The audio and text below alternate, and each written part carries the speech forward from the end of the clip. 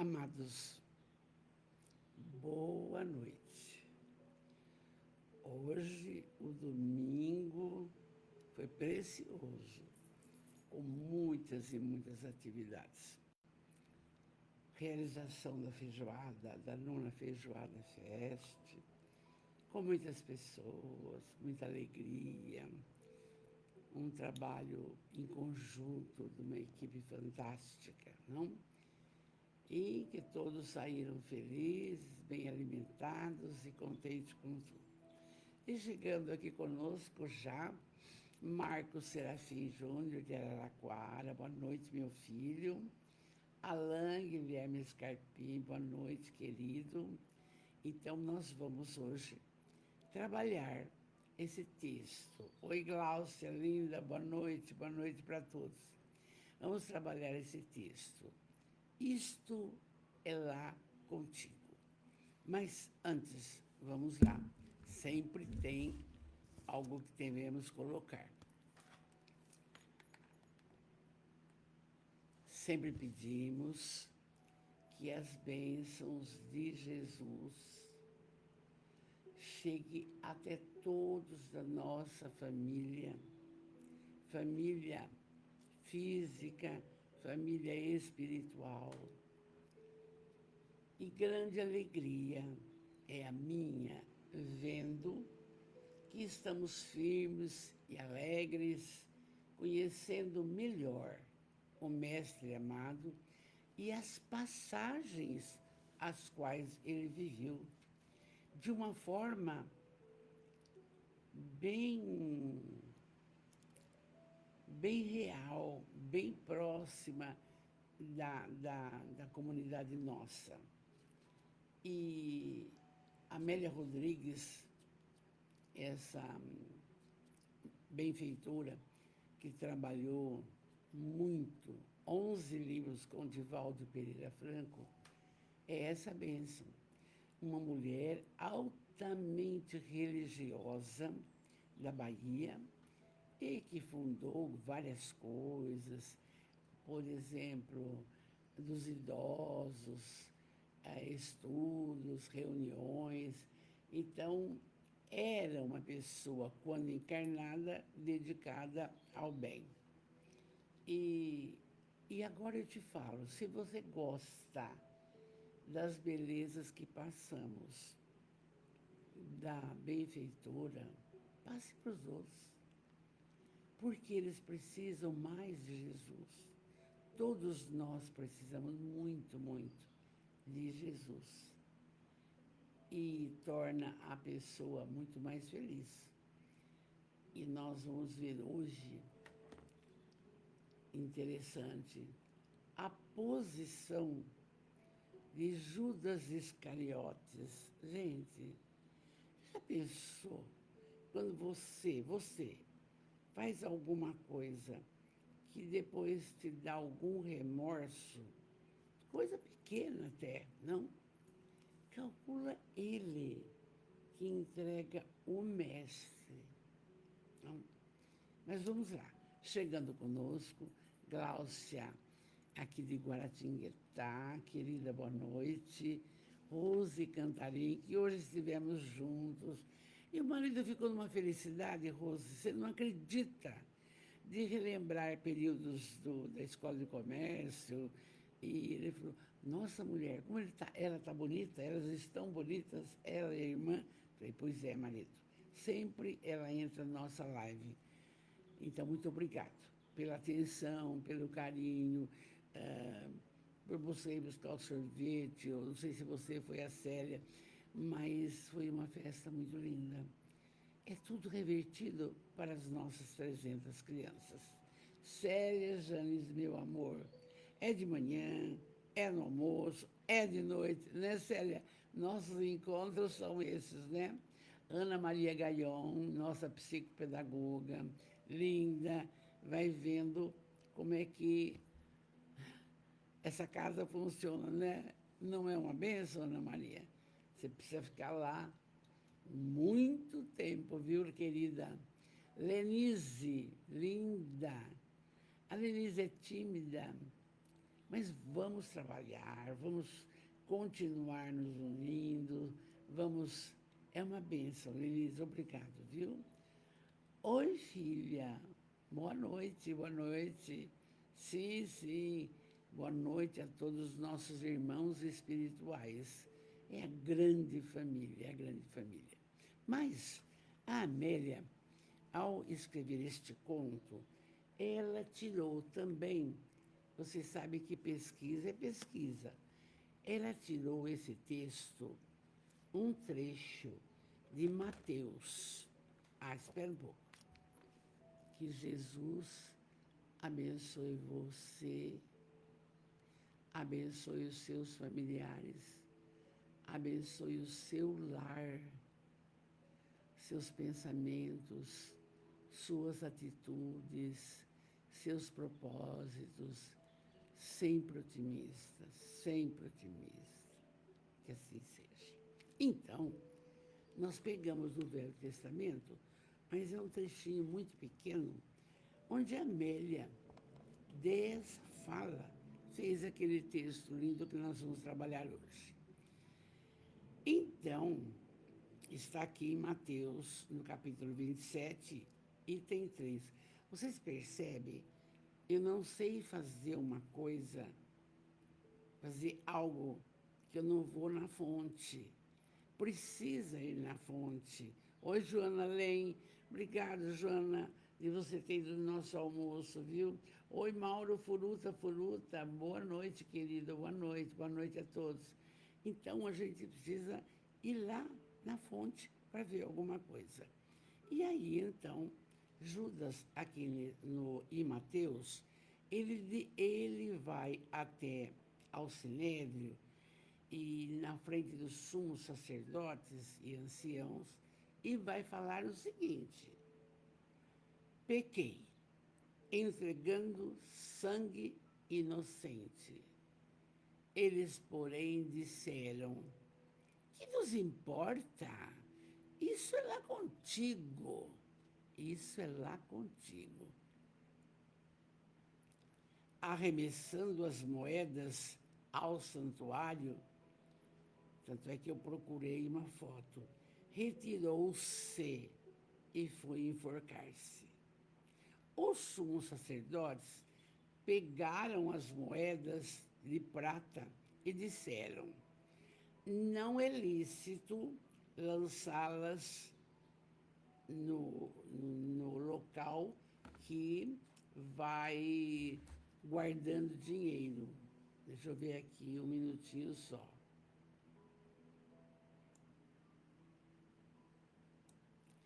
Então, o que nós vamos fazer com essas 30 moedas? Aí eles tiveram uma ideia. Compraram eles um campo do oleiro para cemitério dos estrangeiros. Por isso, aquele campo que eles compraram com as 30 moedas é chamado Campo de Sangue até hoje. Até hoje. Então, cumpriu-se, é isso que eu gosto de passar para vocês, o que foi dito através do profeta Jeremias, e eu fui no Velho Testamento, está lá, em Jeremias, e tomaram as 30 pratas, preço do precioso daqueles que os filhos de Israel avaliaram, e deram-nas pelo campo do oleiro, conforme ordenou o Senhor. Então, a Amélia, na espiritualidade, estudando, porque continua estudando quando está mais evoluído, lógico. Ela, então, ditou para o Divaldo esta frase: isto é lá contigo. A fala do pessoal do Sinédrio para o coitado do Judas, que se viu desesperado. Não era aquilo que ele esperasse que acontecesse. Não era, não. E vou completar mais um trechinho. Vocês sabem que nós temos 4 evangelhos chamados sinóticos, formam o Novo Testamento. Muito bem. Marcos, Mateus, Lucas e João. Mas, em 1945, já falei em outras lives, são tantas que fiz, foram encontrados verdadeiros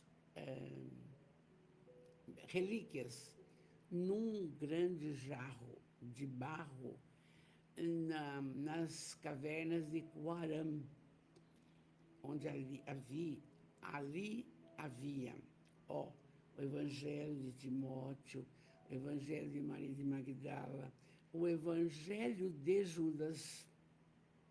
Aí, vários estudiosos foram naqueles trechos pequenos e acharam no Evangelho de Judas que ele não foi o traidor, que Jesus... Isso é que a gente vai lendo e vai passando para reflexão. E eles, então, disseram, e o José Lázaro Boberg fez o Evangelho de Judas. Todo mundo, muita pesquisa, onde ele relata que Jesus havia dado para ele a responsabilidade de entregá-lo ao pessoal do Sinédrio e aos romanos. Então, cumprindo as profecias do Antigo Testamento. Então, a gente fica assim, vamos refletir no comportamento desse homem, que depois teve várias reencarnações e a gente vai completar no final. Marlene Pisoni Teixeira. Boa noite, Flor, boa noite. Vamos lá, com a Amélia agora. Isto é lá contigo. As colinas áridas, quer dizer, Jesus já tinha sido crucificado. De calcário cinza, faziam a moldura além dos muros de uma cidade áspera e rígida, em que a natureza e os homens apresentavam-se com as mesmas características, dureza e desolação. Alguns momentos, quem ouviu ontem a palestra, a live do Douglas, viu esse texto. Alguns momentos de nossa vida, nós temos isso. Uma desolação, uma tristeza, um desconforto, não? Quando estamos longe de Jesus. E então, estava esse ambiente naquele local. Aqui e longe, raros bosques de oliveira e cipresses audazes, contrastando o verde escuro em manchas de sombra agradável, com o solo pedregoso, onde de raro em raro as plantinhas brotavam, alguma florzinha cipreste. Numa das baixadas, a nascente de Siloé, um lago, refrescante, alongada em corrente tranquila, é a fonte generosa e abençoada, representante da vida. Eu sempre digo para vocês que a Amélia é muito melancólica, ela é romântica, ela escreve tudo assim, não com uma dureza, o local, não é? Numa das baixadas de Siloé, então, está ali uma fonte generosa.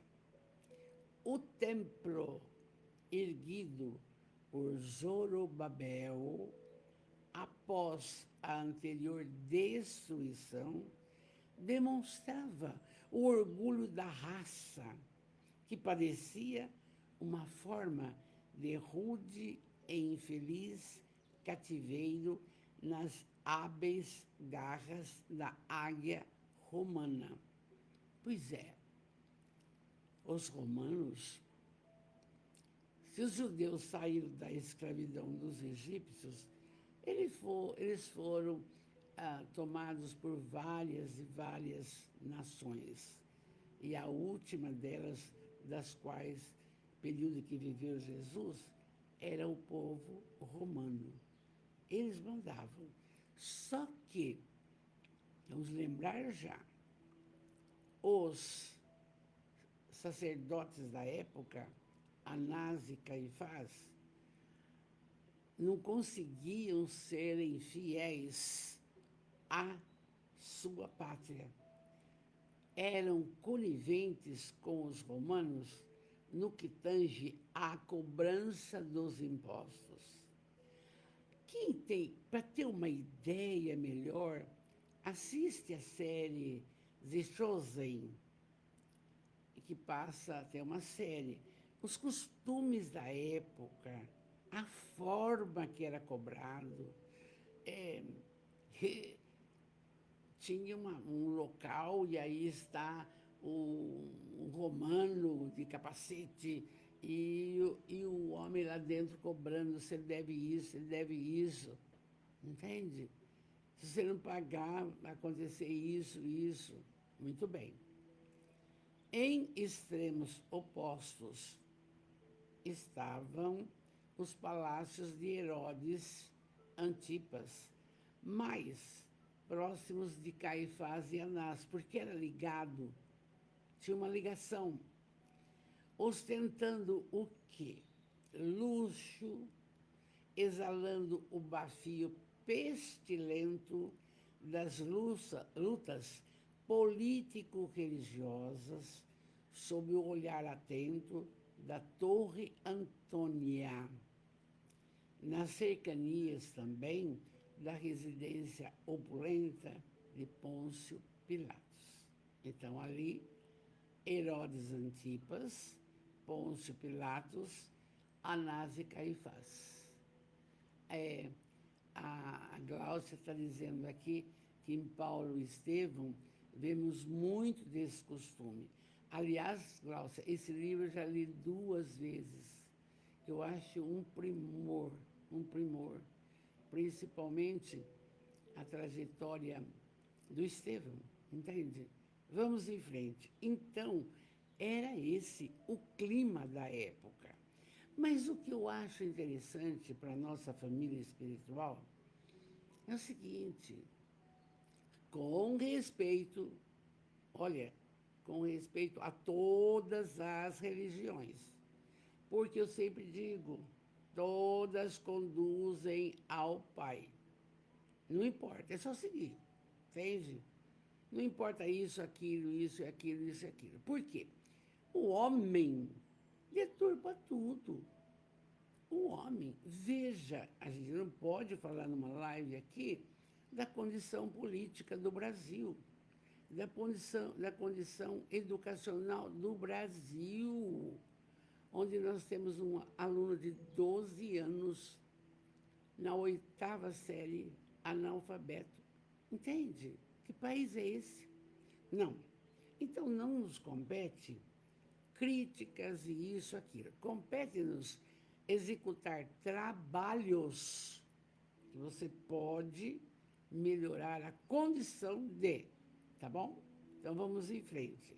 E então, Jesus, a Herodes, Anás e Caifás e Pilatos, mesmo naquela pompa, naquela luxúria, estavam infelizes, porque sabiam e tinham a consciência intranquila por ter condenado e crucificado uma criatura pura, que só trabalhou o amor. Não? Aí ela continua. As ruelas calçadas e estreitas apertavam-se como os corações temerosos que necessitam de apoio onde são escassas a confiança, a amizade, a paz e a bondade. E é o que acontece hoje. É o que acontece hoje. Você não pode colocar qualquer coisa aqui no virtual, porque se for algo que prejudica ou que fala mal de alguém, do poder, eles tiram. Eles tiram. Então, e tem mais. Há uma perseguição a essas pessoas que ficam aqui virtualmente falando as verdades. É um período difícil, não? Por quê? Nós não podemos contar, nós não podemos ter confiança, desfrutar da amizade, da paz e da bondade dessas criaturas, porque não tem. Eles desconhecem, entende? Desconhecem. E pensam que a vida é só essa, é a material. Não, nem um minuto passa pela cabeça dessas criaturas que a vida continua e que será cobrado ceitil por ceitil. É tudo ação e reação, lei de causa e efeito. Não adianta. É lei, não? Oh, irmãos do Centro Espírita Amor e Caridade de Jaú, boa noite, que Jesus esteja conosco, abençoe a todos que estão entrando aí, muita paz. Bom, aí a Amélia diz assim, mas isto, quando eu vou lendo um texto, então logo já vem a intuição para aproveitar para a nossa realidade do hoje. Você não pode ter amizades com pessoas que são cínicas, com pessoas que são negativistas, com pessoas... Por quê? Porque você vai captar toda essa energia, você vai ficar mal. Essa é a realidade. Você vai respeitá-la. Olá, bom dia, boa tarde, alô, e só. Por quê? Porque é muito difícil. É muito difícil. Uma amizade leal, entende? A pessoa desfrutar de uma paz e passar para você, a bondade, atos de caridade. Hã? Como que vai ter um ato de caridade se uma pessoa pega um animalzinho dele, que só dá amor, vai de carro, larga na estrada, ao Deus dará? Que bondade é essa? Isso com o animal, calcula com o ser humano. Tudo isto é para entrarmos nesse contexto. Sempre foi assim. Hoje pela manhã, no centro, a nossa irmã Silvia Carline falou sobre um texto de Emmanuel, dar. E aí no sentido de não esperar nada em troca. Dar atenção, dar amor e não esperar gratidão. Não, fazer o bem pelo bem. Isso é o Emmanuel, Emmanuel, tá? Então, a gente vai sempre ligando uma coisa à outra. Oi, Rosane, achei falta de você hoje pela manhã. Boa noite, querida, boa noite.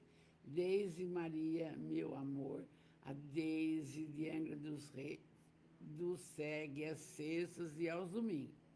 Um beijo no seu coração, toda a sua família. Vamos lá.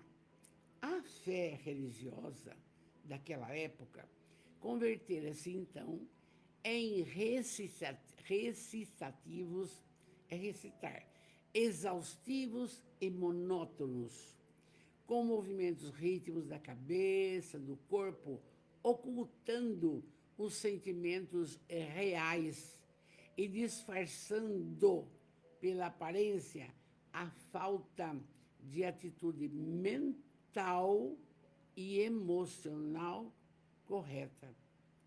Resumindo, tudo fingimento. Repete, repete, repete, salmo, repete, repete. Mas não adentra nada, entende?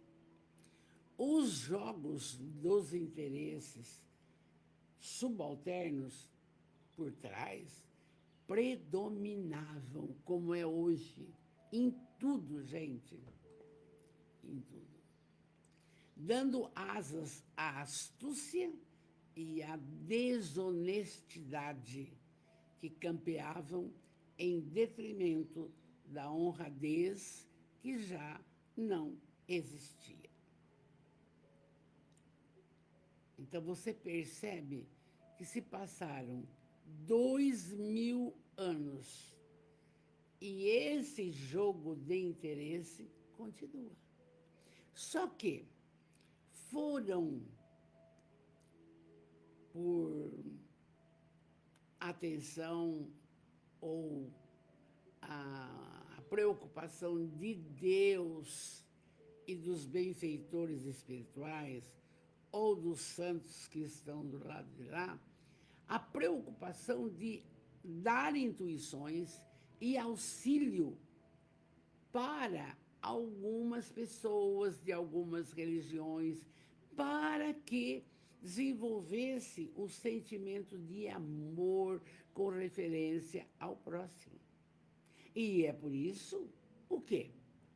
Que numa cidade como a nossa, com 150 ou 170 mil habitantes, a gente tem todos os tipos de atendimento às criaturas. Por quê? Pensa comigo. Foram enviadas para viver nesse contexto desumano que estamos tendo. E o que essas pessoas produzem? O bem, o amor, a luz, o conforto. Então, numa conferência dos idosos, que agora em Bitinga vai ter essa preocupação com os idosos, então a gente pensa assim, o promotor público expôs o seguinte: como que uma filha estuprada pelo pai vai envelhecer, ela vai crescer, ter a sua vida, e ele vai precisar dela, mas como que ela vai acudi-lo, se tem uma mágoa profunda de agressividade na infância? Então fica para a justiça devolver quem vai cuidar do velho. E é notório, então, que se disse isso na própria conferência, que se cuide muito e bem, hoje, da criança, adolescente e família. Já não se faz mais reuniões nas escolas para conversar com os pais, porque dá trabalho, mas precisa. Se uma criança, como aconteceu há uns 15 dias atrás, faz uma feiura e você não pode expulsar, você não pode, não adianta dar suspensão, porque vai ficar na rua, e o que você faz? Aí você pergunta, o que faz seu pai, o que faz sua mãe, o que faz sua avó, para você ver como é que é o contexto familiar para esse desabrochar dessa criatura. Ah, meu pai é pedreiro, a minha mãe é Belda. Essa criança vai cuidar da mãe um dia? Não. Na velhice dela? Não. Então, tudo isso é uma coisa que tem que começar na base. Quando eu conversei na palestra, na conferência. Começar na base, chamar a família, entende? E assim por diante. Por quê? Os tempos, que na época de Jesus havia fome, lepra, desconforto, crianças, hoje tem também. Mas a espiritualidade cuida e manda, reencarna criaturas que vão ter a cabeça voltada para fazer essas coisas. E são tantos. E é lindo. E é lindo. Então, vamos ver lá. Amélia diz, os jogos dos interesses subalternos predominavam, dando asas à astúcia e à desonestidade. Nada de honradez. Difícil, político, que não pensa só no seu umbigo. Difícil, muito difícil ele pensar na comunidade, ele pensar, você entende? Mas Deus provê. O tempo nosso não é o tempo de Deus. Tem uma hora que chega e que vai acontecer. Entende? Eu analiso, faço reflexão e vejo, mas como é bom verificar que existem pessoas maravilhosas, como teve o Frei Galvão lá em Guaratinguetá, como tem o Frei Hans, eu não sei a região, que trabalha intensivamente os drogados, entende? E assim por diante. Esses não têm preocupação com a desonestidade, interesse subalterno, quer dinheiro, não. Que é o bem do próximo, o bem do próximo, o bem do próximo. É isso lindo. E aí, continua Amélia, as oferendas religiosas da época variavam de acordo com a intenção ou liberação do erro, de cuja responsabilidade se desejava eximir o crente, variando desde os pequenos holocaustos, como aves e animais de maior porte, ou de grande quantidade de gemas e metais. Então, chegava no templo um homem que tivesse feito um ato desonesto, roubado terras, desapropriado. Bom, aí ele estava com a consciência pesada. O que ele fazia? Ele ia no templo, conversava com o sacerdote. O sacerdote não agia com honradez e dignidade, e de acordo com o problema, era o que ele cobrava. Se era uma coisa simples, pega um cabrito, mata o cabrito, bebe o sangue, você está perdoado. E é por isso que Jesus teve uma única vez aquele ato agressivo contra os vendilhões do templo. Não tem que cobrar nada. A quem muito foi dado, muito será cobrado. Aquilo que você pode auxiliar outro, não tem cobrança. Não tem cobrança. Você pode colaborar com uma instituição quando você tem condição, mas não em posição da casa. Não, não e não e não. Entende? Olha como que é esclarecedor. E hoje nós vemos criaturas que se dizem servidores do Cristo, milionários, donos de fazenda, à custa dos coitados, que acreditam que, dando o dinheiro, melhora a vida dele. É uma coisa de doido. Tudo para pensar. Oi, Silvia, linda, já falei da sua live de hoje, viu? Que linda que foi o texto. Dar, parabéns. E aí, então, já explicado, hein? Que naquela época Jesus sabia que as oferendas religiosas eram desse jeito, e ele um dia entrou lá e jogou tudo, desmanchou tudo, nada, nada. Acharam isso um ato nefando, não?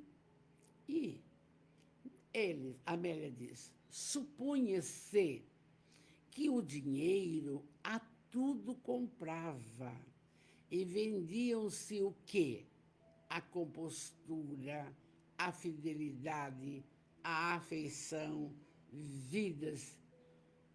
É o que acontece hoje. Como se nós fôssemos ter só essa vida e desfrutar das benesses só dessa vida. Não. Hoje você pode ter muito dinheiro, dilapidar os cofres públicos, fazer, sim, muito bem, desencarna. Na próxima reencarnação, vai passar pelos mesmos problemas os quais os da sua época passaram. Fome, frio, falta de hospital, de médico, de remédio. É a lei. E é por isso que eu já tenho dito e repito, que um grande palestrante do Rio de Janeiro, José Raul Teixeira, fala com todas as letras. Não é fácil ser espírita, porque temos uma série de compromissos com Jesus. Espírita. Ser espírita é para quem aguenta. Porque não adianta criticar os outros, não adianta querer o lugar dos outros, não adianta achar que você é o melhor orador, o outro não é. Não é nada disso, isso não pode. Você é o que você é. O que você veio fazer no universo nessa reencarnação. E pronto, acabou. Então, é para quem aguenta essa continuidade. É para quem aguenta. E não tem cansaço. Ah? E aí, eles achavam, supunha-se que o dinheiro a tudo compravam e vendiam-se o quê? A compostura, a fidelidade, a afeição, vidas. Judas não vendeu vida de Jesus? Hã? Se era um compromisso, como diz o evangelho dele, tudo bem, mas olha aqui a Amélia falando. Não seria, pois, de estranhar que Jesus nunca passasse uma noite na orgulhosa e estranha Jerusalém. Jesus não gostava de ficar em Jerusalém. Não. Ele preferia Nazaré, Cafarnaum, Betânia, ele preferia outros lugares, menos Jerusalém. Por quê? Era o antro sociopolítico religioso misturado. Entende? Eles tinham que ouvir o que falava Herodes, o que falava Pilatos. E aí os sacerdotes, seguindo essa trilha, só obedeciam. O que ele ia pregar o amor ali se ninguém ia fazer? Entende? Nós não sabemos, ninguém conta isso para nós. Amélia conta. Bonito, não é? Quando ali ele se encontrava no ministério da mensagem, ele retirava-se de dentro dos seus muros e procurava repouso na casa dos amigos de Betânia, principalmente na casa de Maria, de Marta e Lázaro, aquele que teve epilepsia. Por quê? Porque ali ele era acolhido, ele era amado, ele podia falar das coisas que hoje a gente está ouvindo. E também só fala para aquele que quer ouvir, como a nossa família espiritual. Porque, a bem da verdade, veja bem, sem crítica, cada um. Nós temos muitos e muitos e muitos irmãos que nunca entram numa fala de Jesus. Pode ser, às vezes, pela minha pessoa, mas procura outro, procura. Tá? Tem Haroldo Dutra, tem Jorge Larrat, tem, nossa, Arthur Valadares, tem, olha o Douglas vendo toda a série da da Joana de Ângeles, Vida Plena. Então, é isso aí. E Jesus, muito inteligente, escolhia a casa dos amores. E é isso que nós temos que fazer. Coisa melhor que tem é você ir onde você sente receptividade, você sente amor, porque uma energia ótima, entende? Uma alegria sem fim, não tem problema. Então ele gostava de ficar nesses locais, à sombra, nas casas, à sombra de velhas oliveiras, na noite estrelada e etc. Naquela cidade sofrida e impiedosa, Jerusalém, porque Jerusalém sofre até hoje. Veja aí o Hamas, veja a divergência religiosa, veja, uns acreditam em Jesus, outros não. Veja, ainda não se encontraram. Veja como é difícil.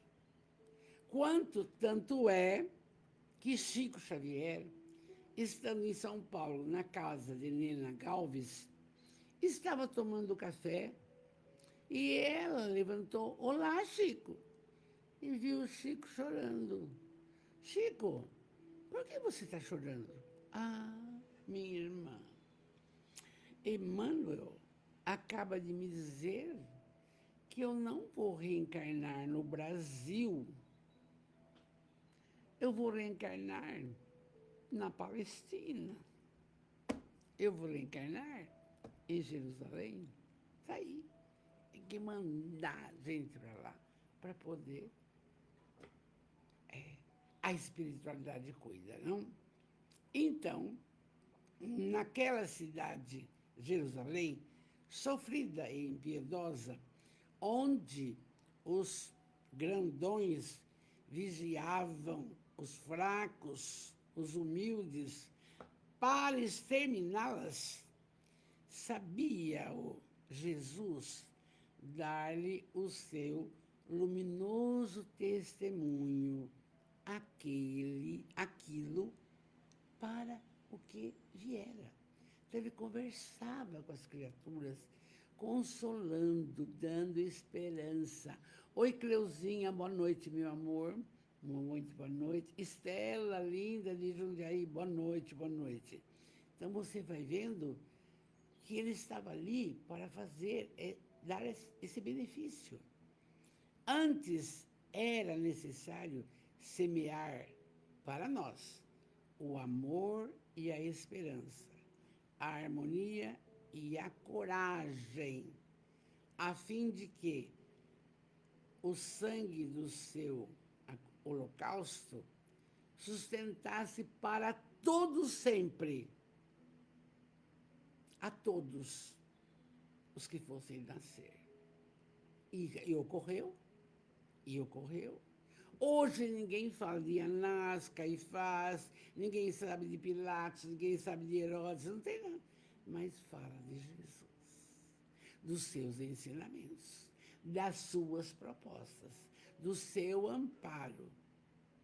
Fala-se. E a doutrina espírita, espíritas, amigos queridos, veio para isso, para solidificar a fala dele. Não é só para os trabalhos mediúnicos, não é só para receber carta de quem já morreu, não é. É para tentar melhorar as condições da humanidade do ponto de vista atual. Porque sem Jesus acabou. Não tem jeito. Não tem jeito. E aí, Jesus esperou e preparou-se para a sua hora. E, se a gente estivesse lá, ia fazer a mesma coisa, porque estávamos na ignorância espiritual, entende? Como existe até hoje. E aí, olha o que aconteceu, vocês já viram a semana passada. As festas de Páscoa atraíam os fiéis que chegavam de toda parte. E é por isso que no domingo de Ramos, ele foi também. Ele foi também. E ele sabia que deveria ser nessa época que aconteceria o Calvário. Olha, gente, como nós vamos ficando esclarecidos com a coisa, não? Oi, Rosângela amada, minha ex-aluna. As testemunhas levariam por todos os lados as notícias da morte e da vida. O silêncio da paixão e a alvorada da ressurreição comporiam o livro da perene conquista da felicidade. Então, hoje, nós temos que trabalhar isto, já passou. Mas não é só o ovo de Páscoa, não é o coelhinho, não. Vai achar o filminho que conta tudo, a saída do povo hebreu e judeu do Egito, vai falar, vai contar tudo o que aconteceu com Jesus de uma forma amena, vai falar que no terceiro dia que acontece, lindo, não? Então, a realidade da Páscoa é ele, não? Então não pode silenciar. Cessados os encantamentos da entrada jubilosa dele, entre palmas e sorrisos transitórios, porque não eram verdadeiros. Os ódios foram acirrados por profissionais do terror, que existe até hoje, que se misturavam às camadas mais infelizes da população e pelos intrigantes, cujos tronos e posições balançavam longe de qualquer segurança. Então, eles achavam que Jesus era, sabe, a grande preocupação. E se ele de fato quisesse tomar o trono? E se ele de fato estivesse atrás de coisas materiais? Que não era isso. Não era isso. Em nenhum momento. É por isso que os apóstolos tinham uma desconfiança absoluta. Será que ele é o Messias? Porque o Messias, ele veio para derrubar o governo romano, ele veio para tomar tudo, ele veio para tomar o trono e veio para governar aqui Jerusalém. Não era nada disso. O reino dele não era esse. A terra não era. O reino dele é o reino da espiritualidade, coisa que não se falava. E hoje nós falamos com segurança. Então, inquieto e estimulado por sentimentos encontrados, fraco e atormentado na sua insegurança, onde tudo se comprava e vendia, Judas vendeu o amigo. Porque o Judas fazia parte da equipe dos 12. Então, e cuidava até de receber o dinheirinho, porque para viajar de um lugar para outro, pedindo, andando a pé, e água, e isso. Não, tudo bem. Mas ele queria que Jesus reagisse, já que ele transformou água e vinho nas bodas de Caná, já que ele curou o paralítico de Cafarnaum, já que ele curou o cego de Jericó, já que... Pera, então, se ele sentisse uma agressão, ele ia reagir e ia fazer o que precisava, do ponto de vista de Judas. Mas não era isso. Não era isso. Então, a coisa piorou. E Jesus, como fala aqui, preparou e esperou para a sua hora. Bom, inquieto e estimulado, porque Judas o encontrava, que eles estavam na última ceia, sentadinhos, e Jesus tranquilamente disse, ó, alguém aqui vai me trair.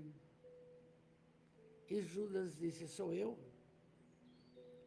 Aquele que tomar do pão e molhar o vinho, será. Era ele. Então, isso foi na última ceia. E também ali ele disse, alguém aqui vai me negar 3 vezes. Simão, fortão, serei eu, mestre? Serei eu? Jesus não respondeu. Então, você percebe, ele já sabia de tudo. Só que ia cumprindo, porque não adiantava a agressão, não adiantava nada. Então, Judas fez isso. Foi no templo e falou, eu sei quem é o Messias, eu sei. Mas, o que vocês... eu dou dinheiro. Deus fez dinheiro. Mas ele pensou assim, pelo que eu também consultei no Evangelho de Judas. Ele pensou que na hora Jesus fosse reagir. Mas aí, olha o Celso falando aqui, eles não estavam preparados para a boa nova. Eles não sabiam do reino de Deus, não sabiam da espiritualidade. Não. Mas ele achou. Aí também os sacerdotes do Sinédrio, não, nós vamos prender e depois a gente solta, é só para assustar o povo. Sabe aquelas conversas que engana? Ele acreditou, ele acreditou. O escândalo se daria, é certo. Infeliz, porém, aquele que se tornasse o seu instrumento. Até hoje. Ai de nós espíritas,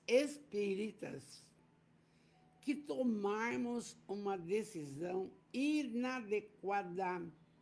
Decisão esta que não pensa no próximo, que macula a sua consciência. Você vai arcar com isso. O Evangelho está aí para explicar. Está aí, entende? E aí, eu não sei se se a Amélia vai falar, na hora que prende Jesus, porque Jesus terminou a ceia, foi orar, ele orava, sempre assim, e deixou 4 apóstolos, olha, vocês fiquem aí de vigia, coisa e tal. Deu um pouco aquele tumulto, chega aqui, e aí Simão ficou irritado, corta a orelha do centurião. Jesus cata a orelha, coloca no lugar. Mas mesmo assim, foi preso. Então está aqui. O escândalo se daria, é certo. Infeliz, porém, aquele que se tornasse o seu instrumento. Isso nos convida à reflexão o seguinte: espíritas, vamos trabalhar com desprendimento, vamos fazer a nossa parte de forma digna. Mas eu estou velho, não interessa. Mas não interessa. Você sabe o que você precisa fazer. Você está atrelado ao Espiritismo e que fala: amai-vos, instruí-vos, caridade. Acabou. Acabou. Acabou. Não vai fazer, não precisa procurar mais nada. E aí, o dia morno fora substituído pela noite varrida por ventos frios. No silêncio das sombras, a escabrosidade da atitude conduzia à tragédia. A dor maior para um amigo é a traição do outro amigo. Isto é notório até hoje. A sua perseguição insana e contumaz. O que ocorre hoje? A mesma coisa? A antipatia, a mel é fogo, surge do quê? Da inveja e do despeito. E contínua zombaria decorrente da animosidade que está nas pessoas. Meu Deus! Tem pessoas que gostaria de ser a outra, mas espera aí, você veio com uma tarefa. Você veio com uma tarefa. Descubra qual é. Descubra qual é. Tanto lugar precisando de voluntários, descubra. Judas, que conhecia Jesus, não o conhecia de verdade. Não o conhecia. Não conhecia esse lado aí da espiritualidade. Não conhecia. Ele achava que a colocação era só material. E o amigo que agride, maltrata, desconhece a bênção da amizade. É até hoje. É até hoje. E como é difícil, como fala José Raul Teixeira, não? Ser espírita não é para quem quer, é para quem aguenta. Com essa idade que eu estou, 86 anos, já vi coisas e coisas e coisas, mas não me interessa. O meu caminhar é que importa. Para quem que eu vou prestar conta das minhas atitudes desta reencarnação? É isso que importa entender.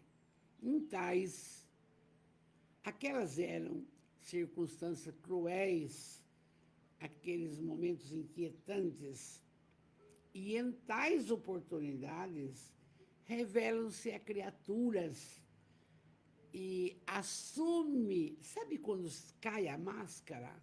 Quantos não são assim? Quando chega em determinada hora, não é mais aquilo que você pensava. Você não pode contar com ela. Cada um é o que apresenta num instante grave, quando se destravam as represas íntimas que disfarçam o comportamento, dissimulam condições. É assim. Você cai as máscaras, as capas, não? Pelos caminhos do crescimento espiritual, sempre estarão as colocações morais para você seguir, surgindo e desaparecendo nas almas, modelando-os na fornalha da aflição e nos temperos da bondade. Com o passar do tempo, de reencarnação e reencarnação, haveremos de melhorar a nossa moral. Porque é essa a proposta. Simples e ignorante, chegar a essa condição maravilhosa. Quando? Depende de você. Porque não vai regredir, mas vai demorar se você quiser. Nenhuma anestesia que não passe, como emoção alguma que não cesse. E tudo passa, tudo passa. Observando, então, a condenação do amigo, Judas tombou no poço dos remorsos. E a consciência despertou. O que eu fiz? Gente, que horror! Às vezes, quero falar uma coisa, Bete Cortês, nossa, boa noite. Às vezes você toma uma atitude, depois você se arrepende. Então a gente precisa tomar muito, muito cuidado com o que faz e o que fala. Atitudes. E aí, por quê? Falando na conferência dos idosos, não adianta quando desencarna uma mãezinha, um paizinho, fica, meu Deus, mas enquanto estava junto, tratou bem, amou, escutou as 1000 histórias que eles contavam, deu amor, teve paciência, teve tolerância. Não adianta ir depois, não adianta. É isso que aconteceu com Judas. Porque o remorso vem. Você não tem paz, não? Pela tela da imaginação, a Amélia diz, ele volveu ao passado. Desfilaram os momentos em que se faziam eternos, quando a comunhão do amor penetrara-o. Ele amou muito, claro. Participou 3 anos com Jesus. E como diz o Celso aqui, eles não conseguiam, eles não conheciam, não estavam preparados para entender a Boa Nova. Eles não tinham esse conhecimento. Achava que Jesus ia resolver a problemática material, não? E aí, aturdiu-se, mas e era tarde, não tinha jeito. Volveu ao santuário, voltou lá no templo e disse da sua dor, do seu arrependimento, desejando recuperar-se, devolvendo o dinheiro. Eu pequei, traindo sangue inocente, eu pequei. Ó que disseram os sacerdotes. Que nos importa? Isto é lá contigo, se vira. E quantos não fazem isso hoje? Hã? Quantos? E ele, então, pegou as moedas, jogou no solo, prosseguindo no rumo de outra loucura, que é o suicídio. Ele achou que ali acabou. Consumado o ato infame da traição do sacerdote, os sacerdotes ávidos e inditosos pela ganância, tomaram das moedas e fizeram o que eu li no começo do Novo Testamento. Fizeram aquele campo do oleiro, que foi transformado no cemitério para forasteiro. Existe até hoje. A dureza do solo de Jerusalém, a cidade tida por sagrada, resultava, de algum modo, daqueles que a habitavam. O coração é a terra do homem. O pensamento é a semente. A ação é o seu fruto. Respira-se no clima que se fomenta no íntimo. É para nós esse chamamento da Amélia. Jesus nunca dormira antes dentro dos muros de Jerusalém. E é o que a gente tem que fazer.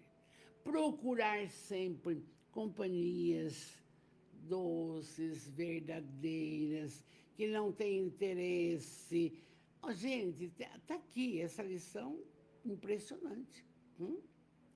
Sair das amizades que você não acredita que tem só interesse, sabe? Não adianta. E aí, ela termina assim. E hoje, na Cidade Santa, para os judeus, para os cristãos e para os muçulmanos, o comércio das quinquilharias confunde-se com cânticos e preces recitados nas igrejas, nas sinagogas e no Muro das Lamentações, entre paixões de armas em punho e divididas pelos ritos das várias ortodoxias, onde certamente o amor aí não se encontra. Vocês já viram o Muro das Lamentações? Os caras vão lá, lá. Mas aonde está amar incondicionalmente? Onde está instruir? Vai conhecer, vai saber. Onde está a prática da caridade em todos os sentidos possíveis? E aí ela termina: Jerusalém, Jerusalém, ai de você. Mas, terminamos o texto, passei os minutos já, como sempre, não? Mas, continuando as pesquisas, saber desse homem, desse sofrimento, dessa, sabe, esse drama de consciência, dessa tristeza mórbida, não? Deus, bom e justo, deu-lhe outras reencarnações, outras. E o que sabemos, a última, ele reencarna como a donzela de Hermes, a donzela, a Joana d'Arc. Veja, olha a lei. Joana d'Arc, moça, 19 anos, possuía uma condição maravilhosa de guerreira, não? Conseguiu colocar Carlos V no trono da França. Tá? Mas veja a traição.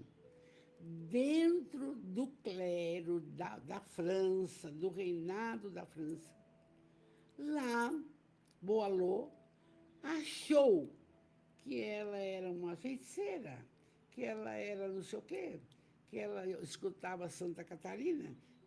Ah, não, é feiticeira, tem que ir para a fogueira. A traição do bem que a Joana fez foi a fogueira que ela recebeu. Então, e hoje ela é patrona da França, não? Então, a lei está aí, a lei está aí. E nós, nossa família espiritual, com essas orientações, nós vamos mudando, eu acredito, as nossas atitudes, as nossas decisões, pensando melhor em tudo que nós vamos fazer, lembrando que ninguém muda ninguém, lembrando que devemos aceitar as pessoas como elas são. E você, faça a sua parte, pelo amor de Deus, só isso. Faça a sua parte. Tem muito trabalho para fazer, tem muita fala bonita para falar, tem muita oração pelas pessoas, tem muito. Não? Tem muitos velhos para ser mimados, criança para ser abraçada, acolhida. Eu admiro as pessoas adotam um gato, um cachorro, mas não adotam uma criança. Ainda está longe, mas vai mudar. Vamos orar. Primeiramente, eu quero agradecer a presença da nossa família espiritual. Gente, vocês são nossos continuadores. Isso que é importante, viu, Celso? Você que tem lido bastante. Tanto que o primeiro a receber o Evangelho foi o Cornélio, na Antioquia, sim. Mas você veja bem, É o estudo que faz isso. Você fala isso, Celso, pelo estudo. E aí ele está falando aqui, a nossa psicosfera precisa se modificar. Mas amor precisa a criatura se modificar. Ela falar, eu quero ser um ser melhor. Ah, eu quero buscar a transformação moral. Eu não posso ter ciúmes de ninguém, inveja de ninguém. Eu queria ser um Chico Xavier, eu queria psicografar. Não! Faz o que você pode. Eu acho divino. Eu acho divino. Entende? E, graças a Deus, estou tomando tempo, que nós temos essa colocação virtual. Por quê? Veja bem, Celso, Furuta, que está trabalhando bastante, que eu sei. Veja bem, essa colocação virtual nos dá a condição de passar dessas verdades. Você não pode falar, eu acho, você não acha nada. Você vai seguir Amélia Rodrigues, Joana de Anjos, Emmanuel, André Luiz, Chico Xavier. Ah, não tem. Entende? Kardec, fidelidade espírita. Espírita, fidelidade espírita. Não queira inventar moda, reinventar, não queira trabalhar e vivenciar Kardec. Vamos orar. Deus, de amor e bondade, muito obrigado pela noite de hoje. Que bênção! Reflexões maravilhosas. Jesus, vinde até nós, ainda que estamos numa caminhada um pouco lenta, mas vem até nós, que os nossos espíritos protetores nos dêem intuições precisas do nosso caminhar, do nosso vivenciar. E agora, nesse instante, eu peço com amor, Jesus, abençoai a todos que estão conosco, que estarão conosco, que a saúde se faça no físico, no perispírito e no espírito. Abençoai os familiares, o lar, os pensamentos, as atitudes, as decisões. Jesus, muito obrigado. Fique conosco sempre em nosso coração. Que assim seja, graças a Deus. Obrigado, Jesus. Obrigado, Jesus. Obrigado, Jesus. Amados, fiquem com Deus. O meu carinho, o meu amor. Trabalhar, mesmo que seja com os joelhos desconjuntados. Meu beijo.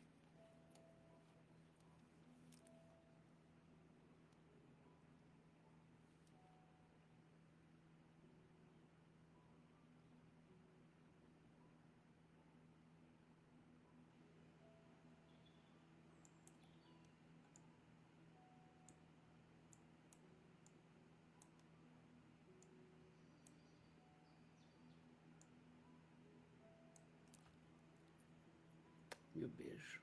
Meu amor. Fique com Deus.